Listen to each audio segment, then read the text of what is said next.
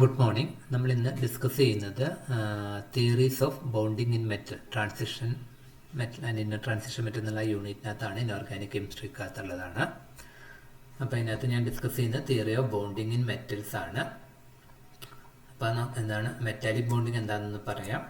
അപ്പോൾ നമുക്ക് ഓൾറെഡി അറിയാം മെറ്റൽസിന് പല ഫിസിക്കൽ പ്രോപ്പർട്ടീസ് ഉണ്ട്. That is they are good conductors of heat and electricity. കറണ്ടിനെയും വെള്ളത്തെയും നന്നായിട്ട് കടത്തിവിടുമെന്ന് അറിയുന്നു.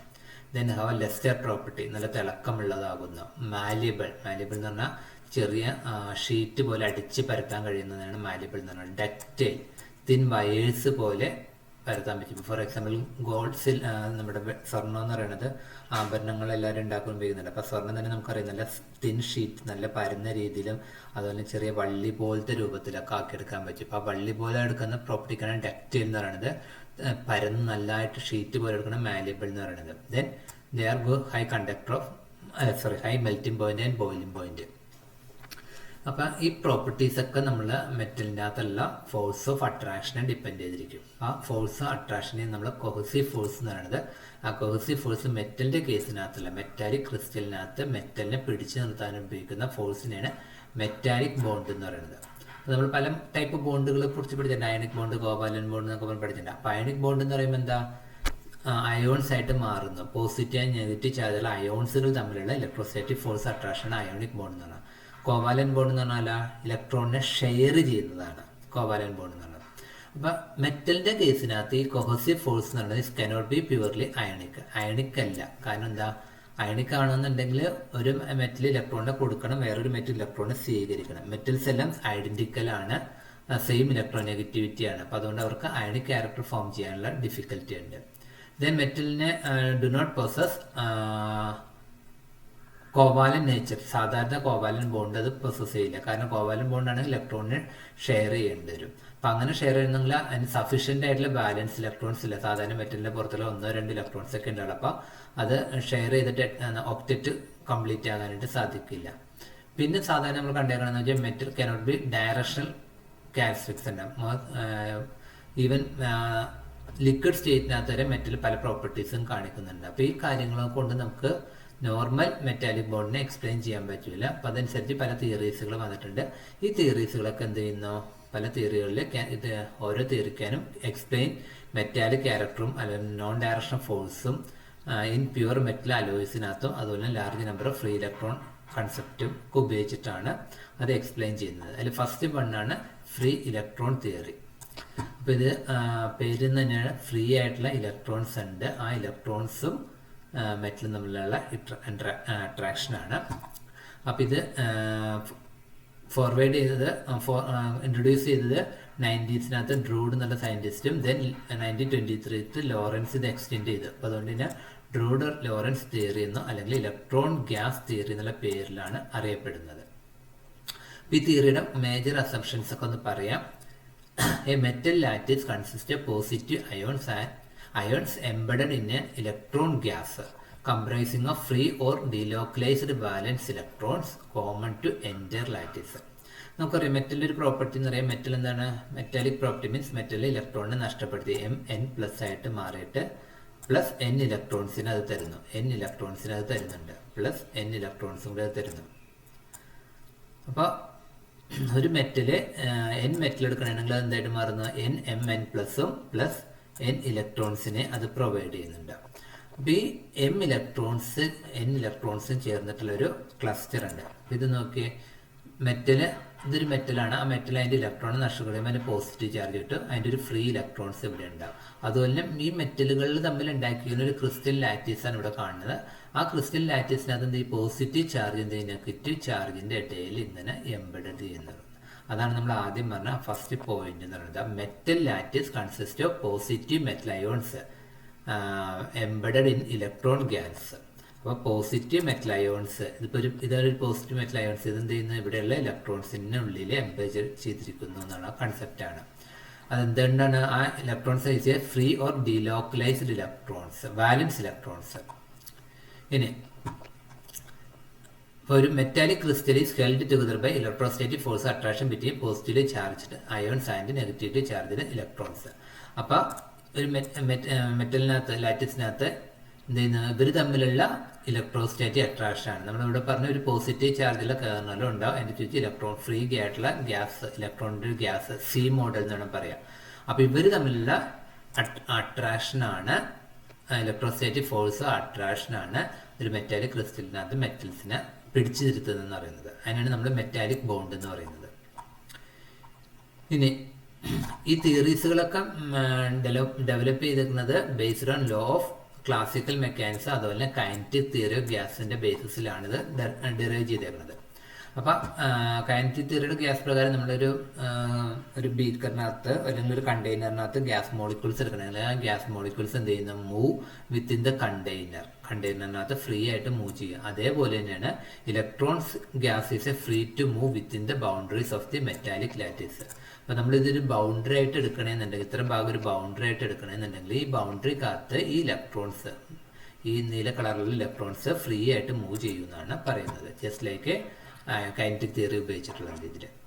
ഈ ഇലക്ട്രോണുകൾ തമ്മിൽ റിപ്പൽഷൻ ഉണ്ടാവും, പക്ഷെ ആ റിപ്പൽഷൻ എന്ന് പറഞ്ഞാൽ നെഗ്ലിജിബിൾ ആണ്. Mutual repulsion between electron is negligible. കാരണം എന്ന് വെച്ചാൽ ഇലക്ട്രോൺസിനെ പോസിറ്റീവായിട്ട് അട്രാക്ട് ചെയ്ത് അതിൻ്റെ ഒരു ഫോഴ്സ് അട്രാക്ഷനിൽ നിൽക്കണം. അപ്പോൾ ഇലക്ട്രോൺ വരുന്നുള്ള ഇൻട്രാക്ഷൻ വളരെ കുറവായിരിക്കും. So they move without any restriction in perfectly uniform elastic ഫീൽഡിലാണ്. So positive ion with velocity constant temperature maximum distribution law പ്രകാരം ഈ ഇലക്ട്രോൺസ് അങ്ങോട്ടും ഇങ്ങോട്ടും ഫ്രീ ആയിട്ട് മൂവ് ചെയ്യുന്നുണ്ടെങ്കിൽ ഇവർ തമ്മിലുള്ള ഈ ഇലക്ട്രോൺ തമ്മിലുള്ള റിപ്പൽഷൻ കുറവ്. കാരണം എന്ന് വെച്ചാൽ ഈ ഇലക്ട്രോൺ ഇതിന്റെ അല്ലെങ്കിൽ ഇതിന്റെ അല്ലെങ്കിൽ ഇതിന്റെ അല്ലെങ്കിൽ ഇതിന്റെ ഈ 4 മെറ്റലിന്റെയും അട്രാക്റ്റീവ് പവറിലാണ്. അപ്പോൾ ഇലക്ട്രോൺ റിപ്പൽഷൻ അവിടെ വളരെ വീക്കാണ്, നെഗ്ലിജിബിൾ ആണെന്ന് പറയാം. Then potential barrier however exists at the surface which keeps the electron within the metal crystal does not allow it to escape out. അപ്പോൾ ഈ ഇലക്ട്രോൺസിന്റെ മൂവ്മെന്റ് ഫ്രീ ആയിട്ട് മൂവ് ചെയ്യാം. പക്ഷേ അത് എവിടം വരെ, നമ്മളൊരു ബോക്സ് ഇവിടെ വരക്കണമെങ്കിൽ ഈ ബോക്സിനകത്ത് ഇതിന്റെ ബൗണ്ടറി വരെ അത് മൂവ് ചെയ്യില്ല, അതിന്റെ അപ്പുറത്തേക്ക് അതിന് മൂവ് ചെയ്യാൻ പറ്റില്ല. അത് പറയുന്നത് ഒരു ബാരിയർ ഉണ്ട്, അതിനപ്പുറത്തേക്ക് അത് മൂവ് ചെയ്യൂല, not allow to escape out എന്ന് പറയുന്നത്. അപ്പോൾ ഈ force of attraction electron sea theory പ്രകാരം, ഫ്രീ ഇലക്ട്രോൺ തിയറി അല്ലെങ്കിൽ ഇലക്ട്രോൺ ഗ്യാസ് തിയറി പ്രകാരം ഒരു കണ്ടെയ്നറിനകത്ത് ഇലക്ട്രോൺസും പോസിറ്റീവ് ചാർജും ഒരു യൂണിഫോം ആയിട്ട് നിൽക്കണേണ്. അപ്പൊ പോസിറ്റീവ് ചാർജ് ഇലക്ട്രോൺസിന്റെ സീക്കകത്ത് കിടക്കണ പോലെയാണ് പറയുന്നത്. അപ്പൊ ഈ ഫോഴ്സ് ഓഫ് അട്രാക്ഷൻ ആണ് അതിനവിടെ പിടിച്ചിരുത്തുന്നത്. ഇനി നമ്മളൊരു എക്സ്റ്റേണൽ ഇലക്ട്രിക് ഫീൽഡ് കൊണ്ടുവരികയാണെങ്കിൽ, ഒരു മെറ്റലിനകത്തേക്ക് ഒരു എക്സ്റ്റേണൽ ഇലക്ട്രിക് ഫീൽഡ് അപ്ലൈ ചെയ്യണമെങ്കിൽ ഇലക്ട്രിക് ഫീൽഡിന്റെ പോസിറ്റീവ് പോളിനകത്തേക്ക് ഇവിടെ ഫ്രീ ആയിട്ടുള്ള ഇലക്ട്രോൺസ് ആക്സിലറേറ്റ് ചെയ്ത് മൂവ് ചെയ്യും. നമ്മൾ പറഞ്ഞിവിടെ ഇലക്ട്രോൺസിന്റെ പോസിറ്റീവ് ചാർജ്. അപ്പോൾ ഇവിടേക്ക് ഒരു ഇലക്ട്രിക് ഫീൽഡ്, ഒരു 2 വയർ തമ്മിൽ കണക്ട് ചെയ്യണമെന്നുണ്ടെങ്കിൽ ആ വയറിന്റെ പോസിറ്റീവ് പോളിനകത്തേക്ക് ഈ ഫ്രീ ഇലക്ട്രോൺസുകൾ, ഈ കിടക്കുന്ന നീല സാധനങ്ങൾ അങ്ങോട്ട് മൂവ് ചെയ്യുന്നു, അട്രാക്ട് ചെയ്യുന്ന. അപ്പോൾ ആ ഇലക്ട്രോൺസിന്റെ മൂവ്മെന്റ് നമ്മൾ എന്താ പറയുന്നത്, ഇലക്ട്രിക്കൽ കണ്ടക്ടിവിറ്റി എന്ന് പറയുന്നത്. അതുപോലെ നമ്മൾ ടെമ്പറേച്ചർ കൊടുക്കണമെന്നുണ്ടെങ്കിൽ എന്ത് ചെയ്യുന്നു, there is a transfer of thermal energy from high to low temperature ലെവലിലേക്ക് തെർമൽ എനർജി ട്രാൻസ്ഫർ ചെയ്യുന്നത്. അതിന്റെ ഭാഗമായിട്ട് ദേ കണ്ടക്ട് ഹീറ്റിനെയും കണ്ടക്ട് ചെയ്യുന്നു. അപ്പോൾ ഇലക്ട്രിക്കൽ ആൻഡ് തെർമൽ കണ്ടക്ടിവിറ്റി നമുക്ക് ഈ മെത്തേഡ് വെച്ച് എക്സ്പ്ലെയിൻ ചെയ്യാൻ പറ്റും. ദെൻ മെറ്റാലിക് ലസ്റ്റർ മീൻസ് മെറ്റലിനെ തിളക്കമുണ്ടെന്ന് പറയുന്നത്. അപ്പോൾ ഫ്രീ ഇലക്ട്രോൺസ് ഉള്ളതുകൊണ്ട് ഫ്രീ ഇലക്ട്രോൺസ് എന്ത് ചെയ്യുന്നത്, നമ്മുടെ വിസിബിൾ ലൈറ്റിനെ അബ്സോർബ് ചെയ്യാനുള്ള ടെൻഡൻസി ഉണ്ട്.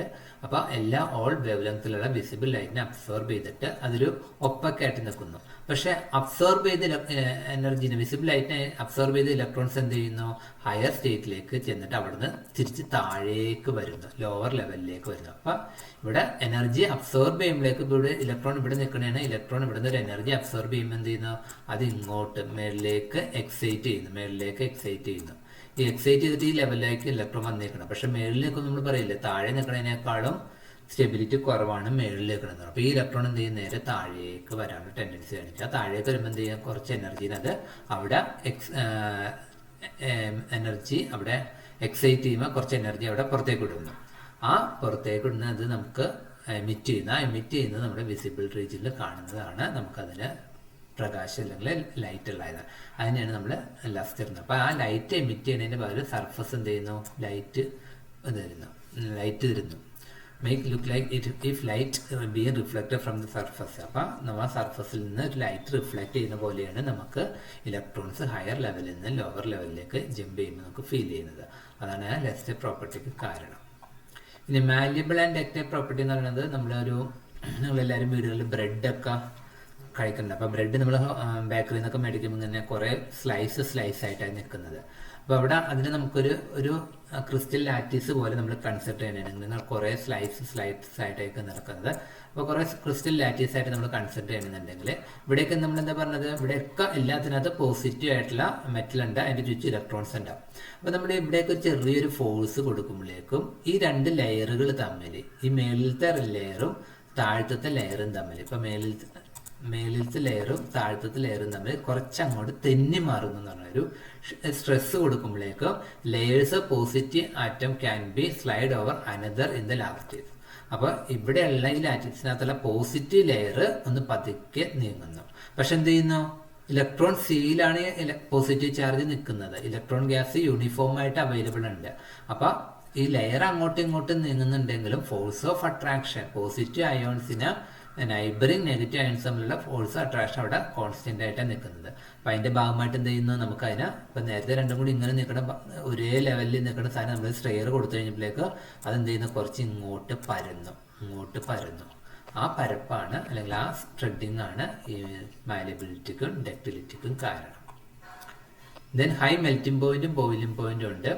Except few metals like sodium potassium ഒക്കെ ഒഴിച്ച് ബാക്കി മെജോറിറ്റി മെറ്റൽസിന് ഹൈ മെൽറ്റിംഗ് പോയിന്റ് ഉണ്ട്.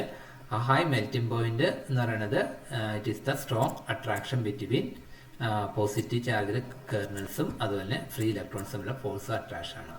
അപ്പോൾ ഈ ഇലക്ട്രോൺ തിയറി പ്രകാരം നമുക്ക് ഒരുവിധമുള്ള കുറേ പ്രോപ്പർട്ടീസുകൾ പറ്റുന്ന രീതിയിൽ എക്സ്പ്ലെയിൻ ചെയ്യാൻ പറ്റിയിട്ടുണ്ട്.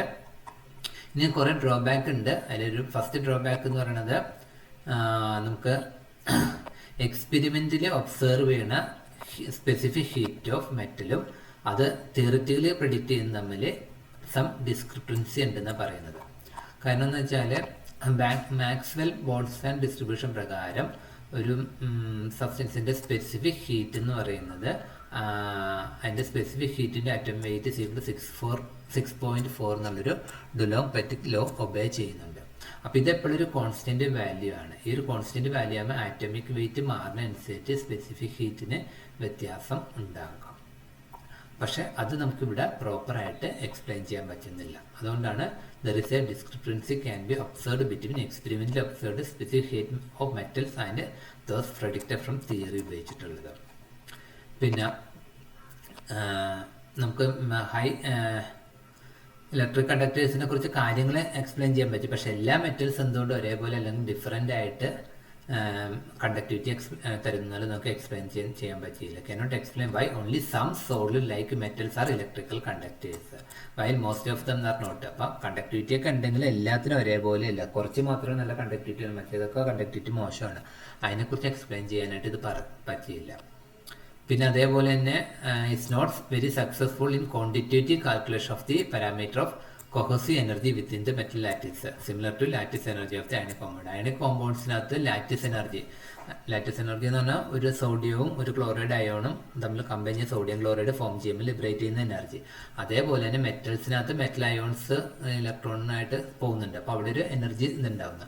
ആ എനർജി ക്വാണ്ടിറ്റേറ്റീവ് ആയിട്ട് മെഷർ ചെയ്യാനായിട്ട് തിയറിക്ക് പറ്റിയിട്ടില്ല. ഇതാണ് ഫ്രീ ഇലക്ട്രോൺ തിയറി എന്ന് പറയുന്നത്. അപ്പോൾ ഫ്രീ ഇലക്ട്രോൺ തിയറി എന്ന് പറയുന്നത് ഒന്നുകൂടി സിമ്പിളായിട്ട് പറയാം, ഒരു മെറ്റൽ ലാറ്റിസിനകത്ത് മെറ്റൽ എന്ന് പറയുന്നത് പോസിറ്റീവ് അയോൺസ് ആയിട്ടും അതിന് ചുറ്റും ഇലക്ട്രോൺസിന്റെ ഫ്രീ ഇലക്ട്രോൺസിലും ഡീലോക്കലൈസ്ഡ് ഇലക്ട്രോൺസിന്റെ എംബോർഡറിലാണ് ഒരു ക്രിസ്റ്റൽ ലാറ്റിസ് ഉണ്ടാകുന്നത്. ഇതിനകത്ത് ഫ്രീ ഇലക്ട്രോൺസ് അങ്ങോട്ടും ഇങ്ങോട്ടും ഫ്രീ ആയിട്ട് മൂവ് ചെയ്യുന്നു, പക്ഷെ ബൗണ്ടറിക്ക് വെളിയിലേക്ക് പോകുന്നില്ല. ഇലക്ട്രോൺ തമ്മിലുള്ള റിപ്പൽഷൻ ഇല്ല.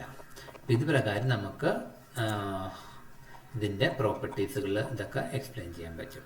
ഓക്കെ.